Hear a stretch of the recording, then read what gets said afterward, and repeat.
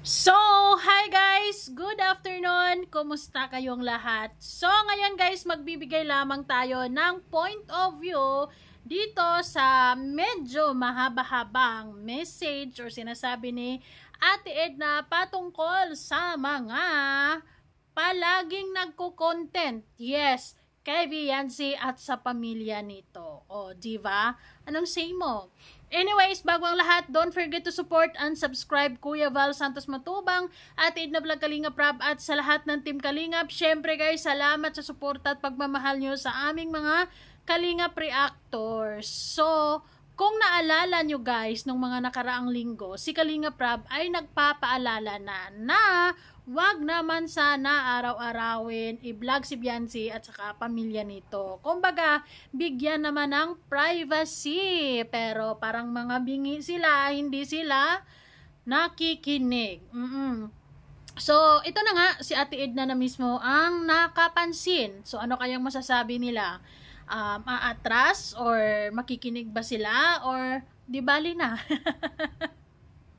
Anyways, lalo na nga si Kalingap or si Dr. Love talaga ay para sa akin, sumusobra na din talaga siya sa pagko-content kay Viancy at sa pamilya nito. Kahit pa man nagpapaalala na si Kalingap Rab na wag naman, sagad-sagad na hindi pa rin siya nakikinig. So, marapat lang na sitahin na lang or 'di ba? Napansin na rin ng mga Kalingap watchers yan, ni Kalingap Rab. Ngayon, si Ate Edna naman. Sana ay makikinig na, di ba? Mabigyan naman ng privacy ang pamilya ni Viancy. Kasi nga, sinasabi ni Kalingap Rab noon, kung na-remember nyo, na ang pamilya ni Viancy or sila Viancy ay hindi talaga yan makapagsalita na, no, wag naman, ganito, ganyan. Di ba? Sige lang. Pero ikaw mismo, dapat meron kang consideration, di ba? Dapat meron kang bigyan natin sila ng space, 'di ba? Privacy matters. At hayaan natin silang mag-enjoy or enjoy nila yung bahay at kung ano mang meron sila. At hayaan natin sila sa mga bagay-bagay na nandiyan. Anyways, so yun, hindi lang kasi si Dr. Love ang nagko-content, pati na rin yung asawa at saka itong si Regine din at saka si yung asawa niya. But anyways, sobra din. Mas lalo pa si sumusobra talaga si Dr. Love. At nakakalungkot dahil yung ibang mga fans ay sinasabi pa tama lang, 'di ba? Kasi gusto din natin ng update sa kanila sa araw-araw, nakakamiss, ganito ganyan. At saka nakakatulong si Dr. Love sa pamilya, malaking tulong. Ando na nga tayo, 'di ba? Hindi lang naman si Dr. Love ang nakakatulong sa pamilya ni Viancy. Actually, si Viancy nakakatulong din sa pamilya ni Dr. Love. Give and take nga sila kung tutuusin. At hindi na yan kailangan pang sabihin kasi nung mga panahon na yun, si Dr. Love as a scouter, yun yung mission niya na tumulong, 'di ba? Pero wag naman sa puntong katulad ng ginagawa ni Dr. Love na halos araw-araw na nandoon at yun na nga yung ginagawang content si Viancy or yung pamilya ni Viancy, pati na rin yung si Alfie. Ay.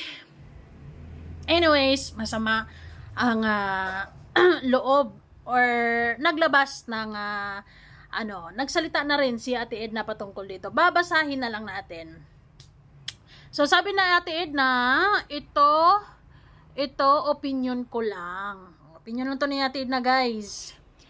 At wag ikakasama ng loob about kay Dr. Love, pero para sa lahat na din to.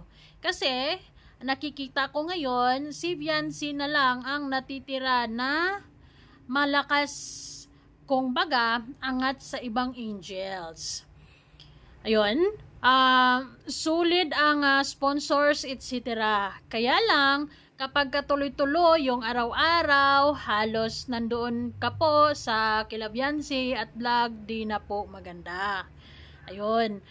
Oo, kumikita kayo, pero paano naman ang privacy ng pamilya? Tsaka, ito ang pinaka-possible mangyari. Malalaos si Viancy kapag ganyan, lahat pati si Rab apektado dyan. Madagdag pa ni Ate Edna, kapag araw-araw vlog kay Viancy, magsasawa sa kanya mga viewers. Dapat mag-scout ng bago. Tuloy ang charity once lang i-vlog si Beyonce at ang pamilya. Content mo na, buong pamilya dapat bigyan ng privacy ang mag-anak. Tama naman. Saktong-sakto, agree talaga ako diyan kay kay Ate Edna na bigyan naman sila ng ng katahimikan. 'Di ba? Yung para bang halos lahat na lang na iba-vlog, 'di ba? So tuloy pa din naman kasi ang serye ng EDC. Kaya dapat lang na hinahinay lang din sa pagbablog si Doc Love kay Beyonce para naman mai-excite din tayong mga fans na kumusta na kaya si Beyonce? Ano na kaya nangyayari kay Beyonce? 'Di ba? Mawawala yung thrill, yung excitement kapag lagi-lagi nating nakikita si Beyonce, updated tayong lahat sa araw-araw na ginagawa ni Beyonce. So ano nang panonoorin natin sa sa vlog ni Kalinga Prab? So yun, may possibility talaga na hihina ang views. Si Kalinga Prab ang maapektuhan. Actually, napansin na rin yan ni Kalinga Pido, si Doc Love. Hindi ko alam kung bakit hindi sila pinapakinggan ni Dr. Love.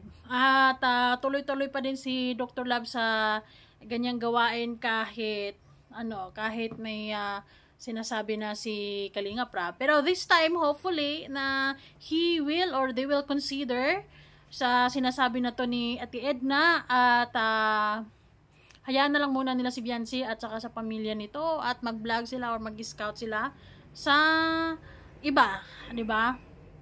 And siguro once a week or like thrice a month ang pagba-vlog, I think okay naman na 'yon. Kasi hindi pa naman to yung may bukas pa naman. Kumbaga, tuloy-tuloy pa din naman ang kasikatan ni Beyonce. So, marami pang pagkakataon. Hindi naman yung grabe naman, sagad-sagad naman, 'di ba? Sobra, as in talaga. Pinagkakakitaan ng buong pamilya. Wala namang problema doon. Wala namang angal din talaga mga batalero. Pero at least, ikaw mismo magko-consider ka dahil baka sa loob-loob nila sinasabi na nila na ganito ba talaga? 'Di ba? Ganito ba talaga to? Halos araw-araw na talaga tayong laman ng vlog nila, 'di ba? Kasi ayun, mahirap humindi, mahirap umangal kasi ayun dahil sa utang na loob at kisyo sinasabi si Dr. Love ang naka-scout at malaki ang tulong. Actually, si Dr. Love ang naging tulay sa mga blessing sa pamilya ni Beyonce. Yes, at vice versa din naman. Naging malaking bahagi din naman or naging malaking blessing din naman si Beyonce sa pamilya ni Dr. Love. So sana, give and take or yung lang ba, wag abusuhin, wag masyadong sagad yung pagko-content kay Beyonce at saka sa pamilya nito. Lalo pat tuloy-tuloy pa ang EDC serye dahil wala na, hindi na masyadong inaabangan ng iba dahil lahat na lang may mga updates. Anyways, pakinggan natin or obserbahan natin kung ano magiging action dito ni Dr. Love, kung ano sasabihin niya tungkol dyan. Pero hopefully, he will consider kasi si Ate Edna na mismo ang sumita sa kanila. So, konting naman, konsiderasyon, 'di ba?